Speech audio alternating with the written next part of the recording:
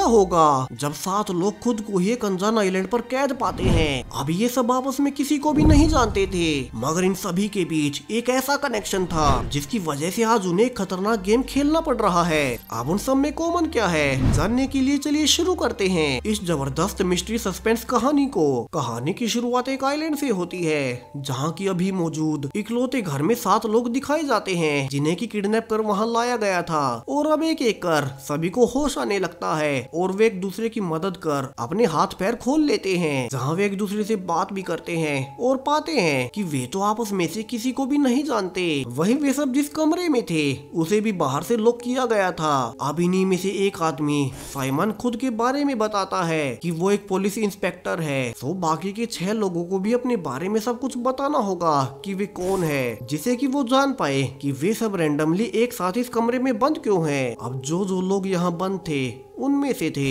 एक बूढ़ा आदमी जोश, इसके अलावा ट्रिशिया जो कि एक फ्लाइट अटेंडेंट थी और वो बताती है कि उसे भी एयरपोर्ट से ही उठाया गया था। इसके अलावा 3 लोगों की फैमिली जिसमें एक बिजनेसमैन एस्कबान, उसकी पत्नी मार्था और उनकी एक बेटी ल्यू, जो कि बताते हैं कि उन्हें शायद से फिरौती के लिए किडनैप किया गया होगा क्योंकि वे एक बड़ी कंपनी के मालिक हैं। और आखिर में अरमांडो जो कि एक डॉक्टर था और वो बताता है कि उसे भी उसके हॉस्पिटल से किसी ने उठाया था। अब इंस्पेक्टर साइमन और हैरान था क्योंकि अब भी वे आपस में एक दूसरे को नहीं जानते थे। और अब जब सब बातें कर ही रहे थे कि तभी वहाँ एक स्पीकर खुलता है और एक आवाज आती है जिनमें उन्हें बताया जाता है कि उन 7 लोगों को किसी खास मकसद से ही उन्हें यहाँ लाया गया है, जिसके बारे में उन्हें खुद ही पता करना होगा। और अगर उन्हें जिंदा रहना है तो उन्हें एक गेम खेलना होगा जिसके की 3 रूल्स हैं। नंबर 1 कि उन्हें आपस में से ही चूज करना होगा कि सबसे पहले कौन मरेगा, जिसके लिए वे वोटिंग करेंगे। रूल नंबर 2 कि कोई भी अपने आप को वॉलंटियर नहीं करेगा।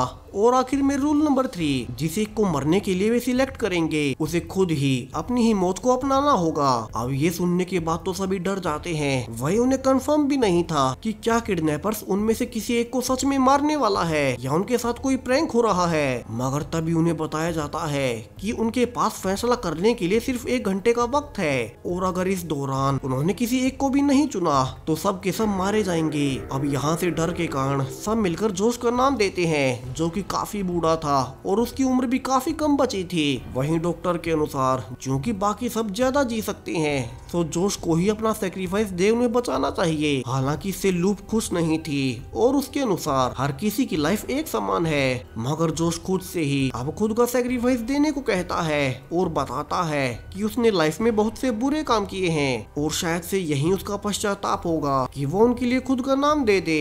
और जोश ऐसा ही करता है और यहाँ से एक दरवाजा खुलता है और एक शूटर फाइनली जोश को वहीं गोली से मार डालता है, जहां बाकी सब देखते हैं कि वहां वहीं 2 लोग थे जिन्होंने कि उन्हें किडनैप किया था और वे कोई मजाक नहीं कर रहे थे। मगर अब चूंकि एक आदमी तो मारा गया यानी कि गेम खत्म हो गया, लेकिन अब फिर से अनाउंसमेंट होती है कि जोश ने रूल नंबर 2 को तोड़ दिया था। रूल नंबर 2 जिसमें कोई भी किसी के लिए वॉलंटियर नहीं कर सकता और गेम अभी भी जारी है। और यहाँ से टाइमर अब फिर से शुरू होता है और सामने का दरवाजा खुल जाता है जहाँ उन्हें अगले स्टेप के लिए जाना था। और सब अंदर जाते हैं तो देख पाते हैं कि वहाँ काफी सारे एनवलप्स रखे हुए हैं। और यहाँ से डॉक्टर अब सबको बताने लगता है कि इन लेटर्स में उन बचे हुए 6 लोगों की पर्सनल लाइफ के कुछ सवाल हैं जो कि उन्हें सच सच जवाब देकर सामने रखे पजल गेम को सोल्व करना है। और अब बचने के लिए सभी 6 लोग सही सही जवाब देने लगते हैं। और जब आखिर में वे पजल की ओर देखते हैं तो पाते हैं कि उन सभी के जवाब का पहला लेटर हाईलाइट होने लगा है और वहाँ से एक नाम निकल कर आता है जो कि था पाब्लो वेगा।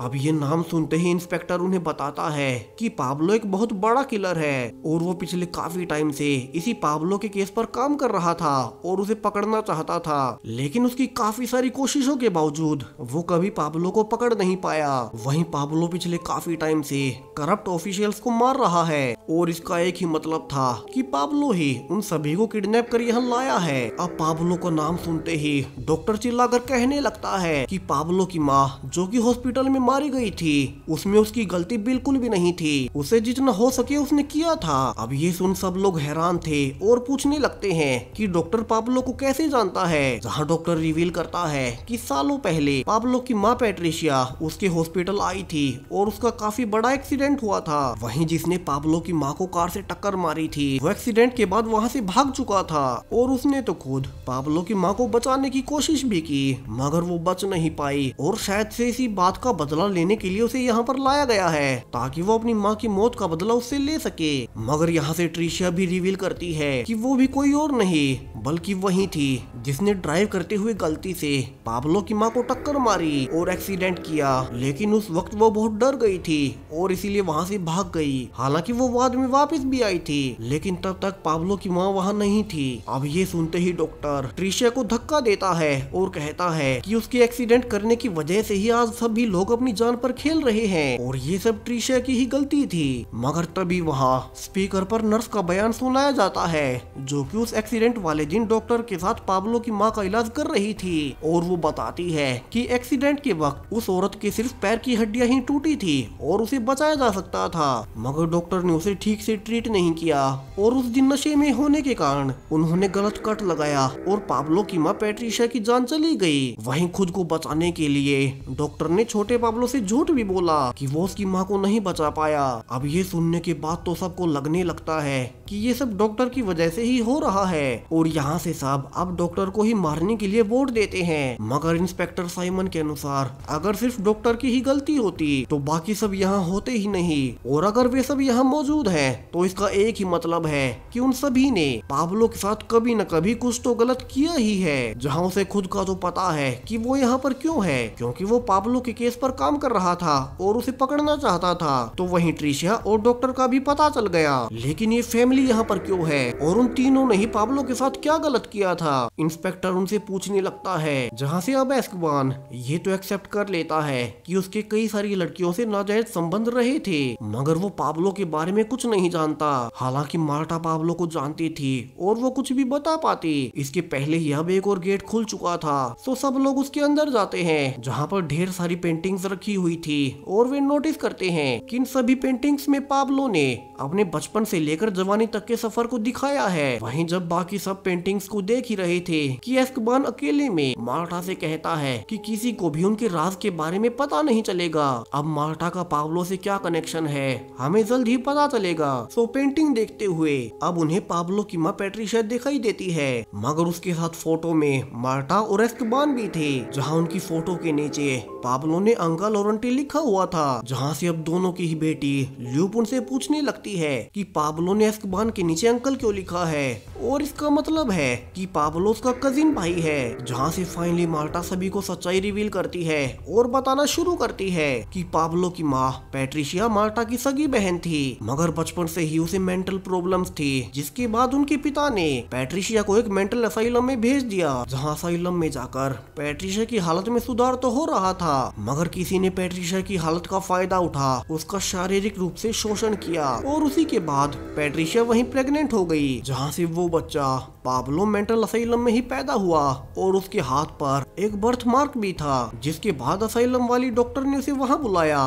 ताकि वे बच्चे की परवरिश कर सके। लेकिन मार्टा उस बच्चे को पालना नहीं चाहती थी और उसने नर्स से कहा कि वे इस बच्चे को यहीं असाइलम में ही रखें, जहां एस्कबान और मार्टा दोनों ने ही छोटे पाब्लो को ठुकरा दिया था और इसी वजह से वो उन सब से बदला ले रहा है। अब ये सच्चाई जानने के बाद सभी काफी ही हैरान होते हैं। वहीं अब तक टाइम भी खत्म होने वाला था, यानी कि उन्हें जल्द से जल्द वोटिंग करनी होगी कि वे किसे मारने के लिए चुनने वाले हैं, वरना वे सब के सब मारे जाएंगे। और अब मार्टा की सच्चाई जानने के बाद सभी लोग मार्टा को ही वोट करने लगते हैं, मगर खुद को बचाने के लिए अब मार्टा ट्रिशिया के पास जाती है और कहती है कि वो अपना वोट चेंज कर ले, क्योंकि वो जानती है कि ट्रिशिया का सिर्फ एक ही बेटा है, वहीं उसके घर की हालत भी ठीक नहीं। तो अगर ट्रिशिया यहाँ उसके बदले में खुद की जान देती है तो वे उसके बेटे को काफी सारे पैसे दे देंगे, जिससे कि वो अपनी ड्रीम लाइफ जी पाएगा। मगर ट्रिशिया भी कहती है कि वे उसे कितना भी कन्विंस कर ले, वो अपना डिसीजन नहीं बदलने वाली और खुद की जान नहीं देने वाली। जहाँ से अब सभी लोग मार्टा को ही वोट देते हैं और आखिरकार मार्टा भी अब हार मान ही लेती है, जहाँ उसे भी पता था कि उसने बहुत गलत किया। तो वो खुद की जान देने के लिए अब गेट के पास जाकर घुटनों के बल बैठ जाती है ताकि कोई उसे गोली मार सके और बाकी सबको छोड़ दे। लेकिन उसके ऐसा करते ही अचानक से टाइमर ही रुक रुक जाता है और दरवाजा खुलता है, जहाँ आगे जाकर अब वे पाते हैं कि वहाँ उन सब के लिए ढेर सारा खाना रखा हुआ है। और यहाँ से सबको लगता है कि शायद से पाब्लो ने मार्टा और बाकी सबको माफ कर दिया होगा और सभी अब खुशी खुशी खाना खाने लगते हैं। तो वही इंस्पेक्टर उन्हें बताता है कि शुरू में जो बूढ़ा आदमी जोश मारा गया था वही शायद से पाब्लो का पिता होगा और उसी ने पाब्लो की माँ पैट्रिशिया के साथ गलत काम कर उसे प्रेग्नेंट किया होगा, इसीलिए वो गेम में था। लेकिन अब जब इंस्पेक्टर खाना खाने के लिए आगे बढ़ा ही था तो अचानक से उसकी उंगली कट जाती है और वो पाता है कि उसके खाने के अंदर एक बड़ा सा चाकू है, जहाँ से टाइमर दोबारा चालू हो जाता है, जहाँ चाकू पे लिखा हुआ था कि जिसे भी उन सब ने मिलकर मारने के लिए वोट किया था अब उन्हें खुद ही उसे चाकू से मारना होगा। जहाँ से अब कोई कुछ भी सोच पाता कि डॉक्टर अब खुद को बचाने के लिए मार्टा की ओर चाकू लेकर बढ़ने लगता है और मार्टा को बचाने के लिए अब एस्कबान डॉक्टर के पेट में ही चाकू मार देता है। वहीं वो वैसे भी मर ही रहा था तो बाकी सब अब उससे रिक्वेस्ट करते हैं कि वो खुद की जान देने के लिए राजी हो जाए, क्योंकि अगर वो राजी नहीं होगा तो कोई और मारा जाएगा। तो यहाँ से डॉक्टर अब अपनी गलती मान ही लेता है जो भी उसने पाब्लो की माँ के साथ किया और अब सब वोट करते हैं और डॉक्टर खुद की जान देने के लिए रेडी हो जाता है और इंस्पेक्टर को चाकू देकर उसका गला काटने के लिए कहता है। जहाँ इंस्पेक्टर ऐसा ही करता है और डॉक्टर अब फाइनली मारा ही गया था, बिल्कुल सेम उसी तरह जैसे उसने पाब्लो की माँ को गलत कट लगा मारा था। वहीं अब तक टाइम भी खत्म हो चुका था तो बाहर का दरवाजा खुल जाता है और सभी ऊपर जाते हैं, मगर अब वे पा रहे थे कि वे एक बहुत बड़ी पजल में हैं, जो कि उनका आखिरी पड़ाव था और यहाँ उन्हें उन्हीं दो शूटर से बचकर इस पजल को पार कर किनारे पर जाना था, जहाँ पर एक बोट खड़ी हुई है और वे उसमें बैठ यहाँ इस आइलैंड से निकल सकते हैं। तो जल्दी से सब अब वहाँ से भागने लगते हैं, जहाँ एस्कबान की फैमिली उसके साथ थी। तो वहीं इंस्पेक्टर और ट्रिशिया दोनों ही अलग अलग भागने लगते हैं, जहाँ भागते हुए ट्रिशिया सबसे पहले ऊपर चढ़ इस बड़ी पजल से निकलने का रास्ता देख ही लेती है और भागकर उसे पार कर चली जाती है, मगर उसके ऐसा करते ही अब उसे किसी ने गाड़ी से ही उड़ा दिया था। और यहाँ से कहानी का सबसे बड़ा ट्विस्ट आता है और सारे ही राज खुलने लगते हैं, जहाँ ट्रिशिया को मारने वाला कोई और नहीं बल्कि इंस्पेक्टर साइमन ही था। और यहाँ से रिवील होता है कि वो ही असली पाब्लो है, जो कि उन लोगों में मिलकर ये गेम खेल रहा था और सभी को उनके किए के लिए तड़पते हुए देख रहा था। अब ट्रिशिया उससे रहम की भीख भी मांगती है, मगर पाब्लो से माफ नहीं करता और उस पर गाड़ी चढ़ा ही देता है, बिल्कुल वैसे ही जैसे कभी ट्रिशिया ने उसकी माँ पर चढ़ाई थी और ट्रिशिया भी मारी जाती है। वहीं अब तक एस्कबान फैमिली फाइनली किनारे पर पहुंच चुकी थी और अब वे भागकर बोट पर भी चढ़ जाते हैं, मगर अब जब वे निकल ही रहे थे कि वहाँ पाब्लो आ जाता है और वे उसे इंस्पेक्टर समझ उसके लिए रुक जाते हैं। वहीं पाब्लो अब बोट में उनकी मदद करने लगता है, मगर अब इसी बीच मार्टा को उसके हाथ पर बना हुआ बर्थ मार्क नजर आता है और वो समझ जाती है कि वही असली पाब्लो है जिसने कि ये सब प्लांट किया था। वहीं पाब्लो अब उन पर गन पॉइंट कर देता है और कहता है कि अब वो उनके साथ एक आखिरी गेम खेलेगा। और पाब्लो अब एस्कबान और उसकी पत्नी को एक गन देता है जिसमें कि सिर्फ एक ही बुलेट थी और वो कहता है कि वे एक एक करके एक दूसरे के सिर पर शूट करेंगे और जब भी उसमें से गोली निकलेगी उनमें से कोई एक मारा जाएगा। वहीं अगर उन्होंने गेम नहीं खेला तो वो उनकी बेटी को ही शूट कर मार डालेगा, जिसे कि सुन अब वे दोनों गेम खेलने लगते हैं। मगर अब मार्टा अपने पति पर गन चला नहीं पा रही थी तो पाब्लो से बताता है कि किस तरह से उसके पति के बाहर काफी सारे अफेयर्स रहे थे। इतना ही नहीं, एस्कबान ने बाहर ही क्या, उसने तो अपनी बेटी तक को नहीं बख्शा। जहाँ लूप भी अपनी माँ से कहती है कि ये बिल्कुल सच है और उसने उसे भी टच किया था और उसके साथ गलत किया है। वहीं पाब्लो के अनुसार ऐसे आदमी को तो सिर्फ मरना ही चाहिए, मगर मार्टा अभी भी गोली नहीं चलाती है। तो वहीं अब तक दोनों ही शूटर वहाँ आ चुके थे। सो लूप अब उन्हें इशारों में कहती है कि यहाँ सभी कुछ उनके कंट्रोल में है और वे दोनों वहाँ से चले जाते हैं, जिससे कि मार्टा और एस्कबान अब दोनों ही समझ जाते हैं कि उनकी बेटी ल्यूप भी शुरू से ही पाब्लो से मिली हुई थी। जहाँ ल्यूप बताती है कि उसे हमेशा से ही उनके घर पर घुटन होती थी, जहाँ एस्कबान हमेशा उसे गलत तरह से टच करता और जिसके बारे में ल्यूप ने अपनी माँ मार्टा को भी कई बार बताया, मगर उन्होंने कभी कोई एक्शन नहीं लिया और उसे नहीं बचाया। तो अब पाब्लो खुद ही एस्कबान को फाइनली शूट कर देता है और उसे मार डालता है। वहीं वो मार्टा से भी कहता है कि उसे भी अपने किए की सजा भुगतनी ही होगी और अब वो उसे उसी मेंटल असाइलम में भेज देता है और उसे हर रोज वहीं इलेक्ट्रिक शॉक्स दिलवाता है, जो कि उसकी माँ सालों तक हर दिन इसी मेंटल असाइलम में सहती रही थी, जहाँ ल्यूप और पाब्लो दोनों भाई बहन एक साथ रहने लगते हैं। अब उनका बदला भी पूरा हो चुका था और इसी के साथ अब ये कहानी यहीं खत्म हो जाती है। तो अगर आप वीडियो को शुरू से देखेंगे तो पाएंगे कि शुरू से ही इंस्पेक्टर ही पाब्लो है। इसके काफी सारे हिंट्स दिए गए थे।